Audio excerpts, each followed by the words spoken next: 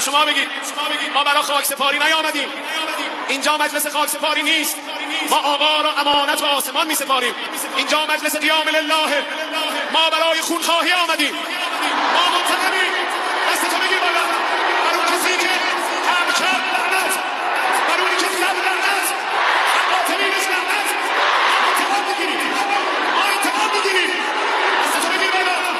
دست ما بزن. یا رسالات القائد الشهید، یا رسالات القائد الشهید. مهمان ببینی، از ارتش جان بر کف خود سان ببینی. پسر فاطمه، آهی پدر، با عزم خود همگاممان کن. آقا یتیمان توییم، آراممان کن. اونایی که دلشون شکسته دوباره میگن آیا حرف دل شما هست یا نه؟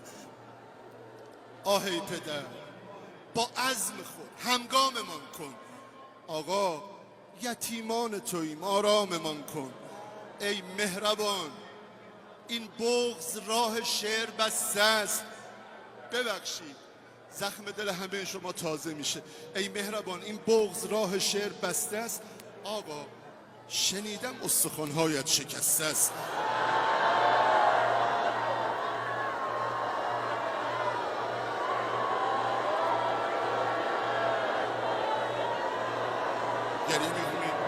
گریه میکنید. من روزه سید علی رو بخونم 3-4 بیت. 120 چند شبه که داریم تو میدون‌های رو میکنه گریه میکنیم.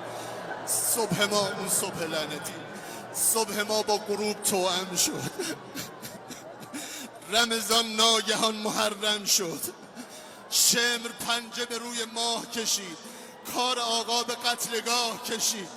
وسط عطر سیب کشته شد و ای بمیرم غریب کشته شد.